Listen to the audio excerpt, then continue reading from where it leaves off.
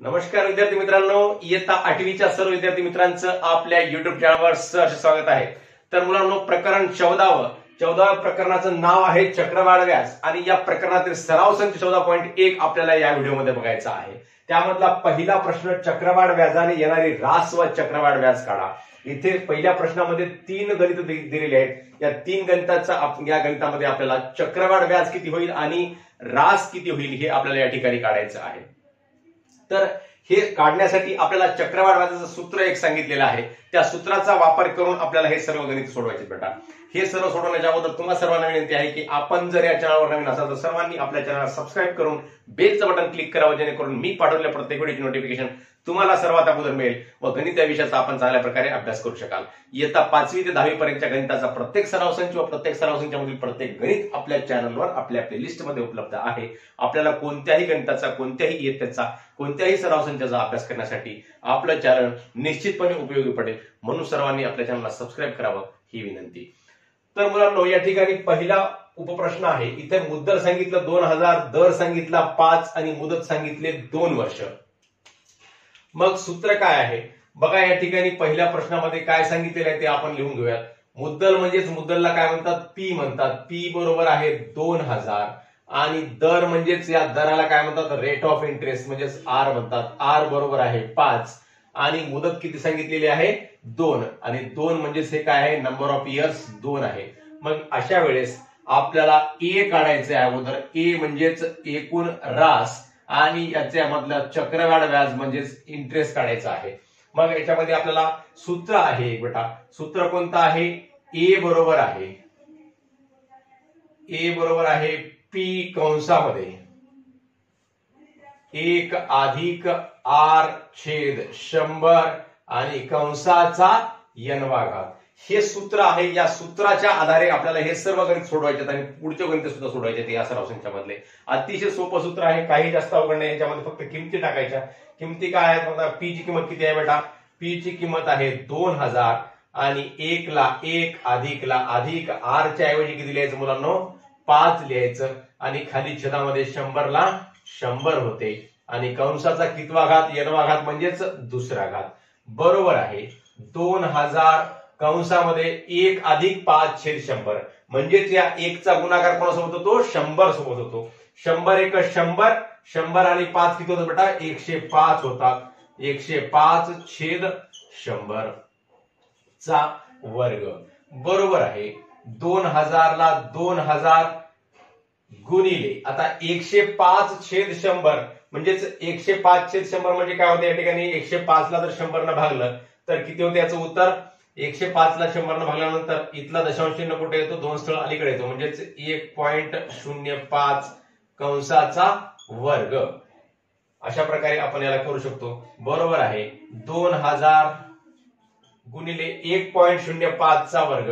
1.05 चा वर्ग कसा करायचा बघा। या ठिकाणी 105, आता कोणत्याही संख्येमध्ये जर समजा एकक स्थानी 5 असेल तर त्या संख्येचा वर्ग कसा करतात बेटा, तर 5 चा वर्ग 25 लिहून टाकायचा असतो आणि 10च्या 5 सोडून इतर जी संख्या आहे त्या संख्येच्या लगतची पुढची संख्या कोणती, 10च्या पुढची कोणती लगतची, 11 म्हणजेच 11 9 110 होतात म्हणजेच हे 110 आणि इथं दशांश किती स्थळांतर आहे, 2 स्थळांतर आहे म्हणजे इथे किती स्थळांतर होईल, 1 2 3 4 स्थळांतर दशांश चिन्ह होईल म्हणजे याचं उत्तर काय येते 1.1025। 1.1025। मग आता याच्यामध्ये या 2000 ने गुणल्यानंतर या 2000 मध्ये 3 शून्य आहेत बेटा आणि इथं किती आहे दशांश, 1 2 3 4 स्थळांतर दशांश चिन्ह आहे म्हणजे इथले 3 शून्य कटले तर काय होते आपल्याला हे बघा बरं, 2 गुणिले 1102 आणि दशांश 5 असं आपल्याला करता येते। म्हणजे इथला दशांश स्थळ 1 2 3 स्थळ कुठे गेला, उजवीकडे सरकला। का सरकला, या 3 शून्याबद्दल सरकला म्हणजे इथले 3 शून्य कटले आणि आपण इथला दशांश स्थळ काय केला, 3 स्थळ पुढे सरकवला। मग आता याचा गुणाकार करून घेतला। 2 पंचे 10 ला 0, हाचा ला 1, 2 दोन्ही 4 आणि 1 5, 2 0 0, 2 1 2 आणि 2 1 2 म्हणजेच इथं दशांश किती स्थळांतर, एका स्थळांतर म्हणजेच 2205 दशांश चिन्ह 0 हे याचं उत्तर येते। मग हे काय झालं, ए झालं. म्हणजेच ए म्हणजे काय आहे, रास आहे. मग रास आपल्याला कळाली. आपल्याला काय काढायचं होतं, रासही काढायची होती आणि चक्रवाढ व्याज सुद्धा काढायचं होतं. मग आता आपल्याला आपण लिहूया त्या ठिकाणी, रास बरोबर आहे मुद्दल अधिक व्याज. मुद्दल अधिक व्याज. आता रास म्हणजेच ए आहे. ए किती आहे, मग आता 2205 बरोबर आहे. मुद्दल किती आहे बेटा, मुद्दल आहे 2000 अधिक व्याज म्हणजेच व्याजला व्याज लिहा. म्हणून व्याज कंसामध्ये आय बरोबर आहे 2205 वजा 2000. म्हणून चक्रवाढ व्याज बरोबर आहे 5 मधून 0 गेले 5, 0 मधून 0 गेले 0, 2 मधून 0 गेले 2 आणि 2 मधून 2 गेले 0. म्हणजे चक्रवाढ व्याज किती, 205 रुपये. आणि रास बरोबर आहे किती, रास बरोबर आहे 2205 रुपये. अशा प्रकारे हे पहिलं गणित आपण या ठिकाणी सोडवलेलं आहे. अशाच प्रकारे आपण आता या ठिकाणी दुसरं गणित सोडवूयात.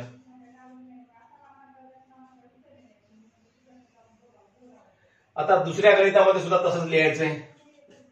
काय सांगितलं दुसऱ्या गणितामध्ये, पी किती सांगितलेला आहे, 5000. पी बरोबर आहे 5000. आर किती आहे, 8. आर बरोबर 8 आणि एन बरोबर किती, एन बरोबर 3 आहे. आणि आपल्याला यामध्ये सुद्धा काय काढायचं आहे, ए आणि आय काढायचं आहे. ए बरोबर किती आणि आय बरोबर किती. मग आता परत ते सूत्र, ए बरोबर आहे पी कंसामध्ये 1 अधिक आर छेद 100 आणि कंसाचा n घात बरोबर आहे. पी ची किंमत किती आहे बेटा, पी ची किंमत आहे 5000 कंसामध्ये 1 अधिक आर किती आहे, 8 आहे आणि छेद 100 ला छेद 100 कंस बंद. n म्हणजेच कितवा घात आहे, कंसाचा तिसरा घात येतो. आता पुढे काय होते मग, म्हणून ए बरोबर आहे 5000 आणि कंसामध्ये 100 आणि 1 चा गुणाकार होतो 100 1 100 आणि 100 मध्ये 8 मिळवले ते किती होतात, 108 होतात. 108 छेद 100 ला छेद 100 कंसाचा तिसरा घात बरोबर आहे 5000 ला 5000. आता 108 ला 100 न भागल्यानंतर दशांश चिन्ह जो या ठिकाणी आहे तो दशांश चिन्ह या 2 शून्य खाली आहेत म्हणून 2 स्थळ कुठे येईल, डावीकडे सरकेल. म्हणजेच उत्तर काय येते, 5000 गुणिले 1.08 कंसाचा कितवा घात मुलांनो, तिसरा घात. तसंच आता 1.08 चा गुणाकार आपण आता किती वेळेस करायचा, 3 वेळेस करायचा. म्हणजेच 1.08 गुणिले 1.08 8 8 64 ला 4 हातच्या आले 6 8 0 0 0 6 6 8 1 8 आणि हे 0 0 0 आणि हे 8 0 1 यांची बेरीज किती येईल मुलांनो, 4 6 आणि 0 6 8 आणि 8 16 ला 6 हातचा आला 1 1 ला 1 1 ला 1.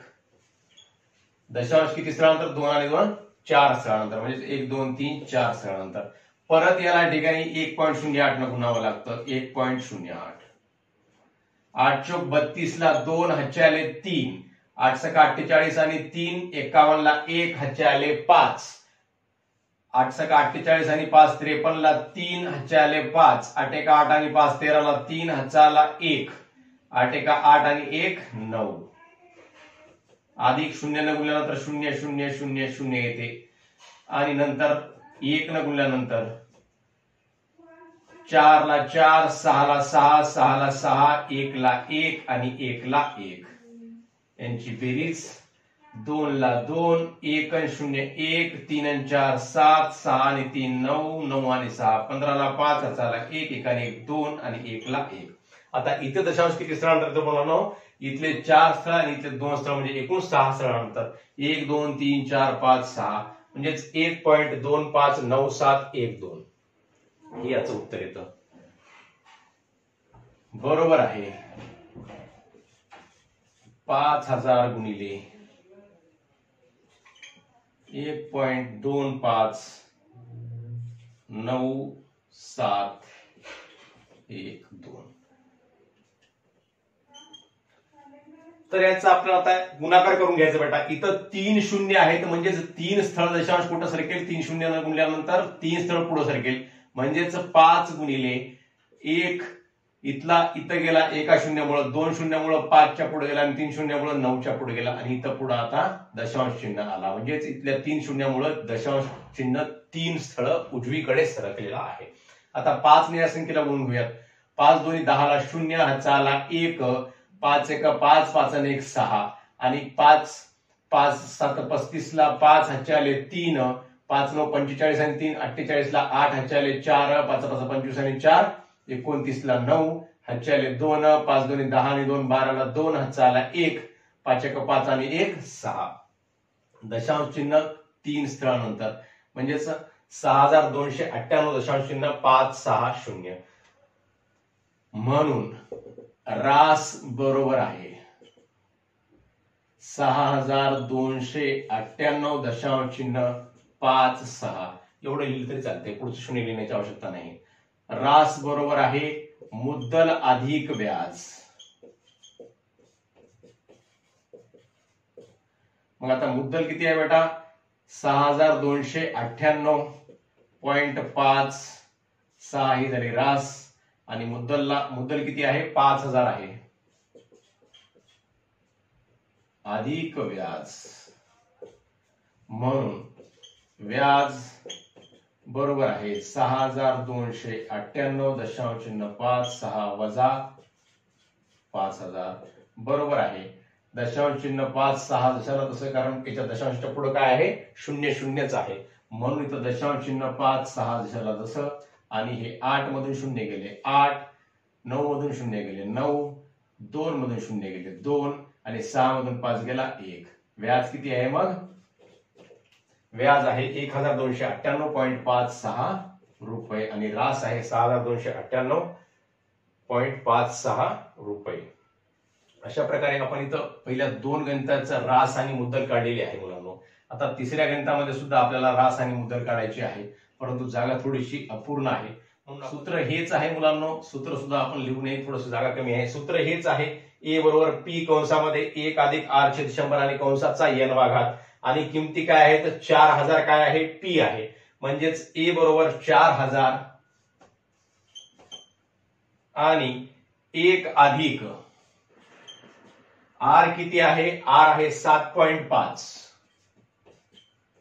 छेद 100 ला 100 आणि किती मुदत आहे 2 वर्ष. मग इथं कंसाचा दुसरा घात आला. किंमत आपली इथं पी ची 4000 आहे, आर ची 7.5 आहे आणि एन ची किती आहे 2 आहे आणि सूत्र हेच आहे. त्यामुळे सूत्राच्या पुढचं गणित आपण या ठिकाणी कॅल्क्युलेशन तेवढं करणार आहोत.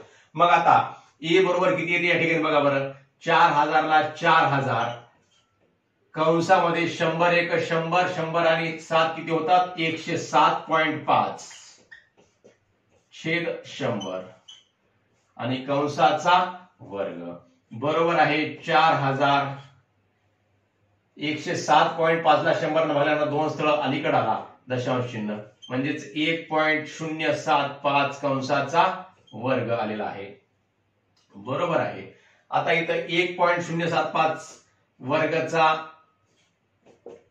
1.075 चा वर्ग काय होतो बघा, 5 ला 5 न गुणलं 107 गुणिले 108 करूयात, गुणिले 108 8 8 7 8 संग 48 56 ला 6 ह्याचे आले 5 8 0 0 0 आणि 5 5 8 1 8 0 0 0 आणि नंतर पुन्हा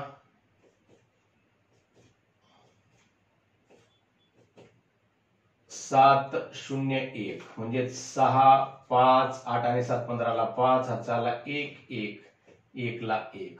तर अशा प्रकारे दशांश चिन्ह किती स्थळानंतर 3 स्थळानंतर 3 दोन्ही 6 स्थळानंतर दशांश चिन्ह येईल. सॉरी 107 गुणिले 108चा वर्ग किती आला? 107 गुणिले 108चा गुणाकार किती आला? 1 1 5 5 6 आणि या 5चा वर्ग किती? 25. अशा प्रकारे लिहावा लागतो. कोणत्याही संख्येचा जेव्हा वर्ग काढतो, जेव्हा त्याच्या एकक स्थानी 5 असतो, तेव्हा त्याचा कसं करायचा वर्ग? या 5चा वर्ग 25 लिहून काढायचा असतो आणि नंतर उर्वरित संख्येला याच्या लगतची पुढची संख्येनं गुणायचं असते. जसं इथं आपण 107 ला 108 न गुणलं तर किती आलं? 11,556. मग आता या संख्येमध्ये 3 दशांश चिन्हाच्या पुढे किती अंक आहेत? तर 3 अंक आहेत. मग 3 दोन्ही 6 अंकांतर दशांश चिन्ह येते. 1 2 3 4 5 6 म्हणजेच किती झालं? हे 1.1556225. मग याचा गुणाकार करायचा.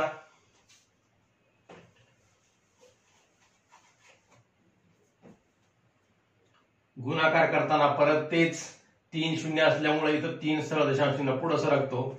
4 गुणिले 1 1 5 5. आता इथला दशांश चिन्ह 3 सरळ पुढे गेला, इथं आला आणि 6 2 5 असं झालं. बरोबर आहे. 4 पंचे 20 ला 0, हाचे आले 2. 4 दोन्ही 8 आणि 10 ला 0, हाचा आला 1. 4 सगळं 24 आणि 1 25 ला 5, हाचे आले 2. 4 पंचे 20 आणि 2 22 ला 2, हाचे आले 2. 4 पंचे 20 आणि 2 22 ला 2, हाचे आले 2. 4 1 4, 4 आणि 2 6 आणि 4 1 4 आणि दशांश चिन्ह 3 स्थळानंतर म्हणजेच 4622.55. हे काय आहे? मग रास आहे. म्हणून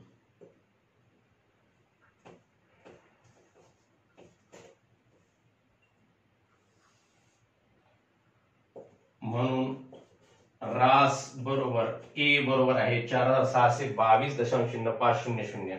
म्हणून मुद्दल अधिक रास बरोबर काय असते? मुद्दल अधिक व्याज असते. म्हणून व्याज बरोबर आहे रास वजा मुद्दल.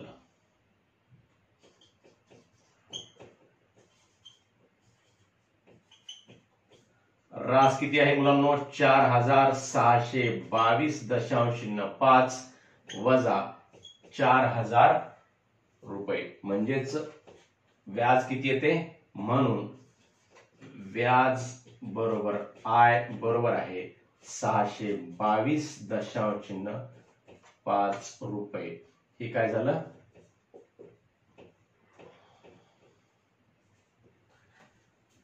4622.5 रुपये ही रास झाली आणि 622.5 रुपये हे व्याज झालेलं आहे. तर मुलांनो, अशा प्रकारे आपण हा सराव संच 14.1 मधला पहिला प्रश्न बघितलेला आहे. या पहिल्या प्रश्नामध्ये 3 उपप्रश्न होते. आपण सर्व प्रश्न एकत्रच घेणार होतो, परंतु व्हिडिओ खूप मोठा होत आहे म्हणून आपण उर्वरित प्रश्न पुढील व्हिडिओमध्ये घेऊयात. धन्यवाद.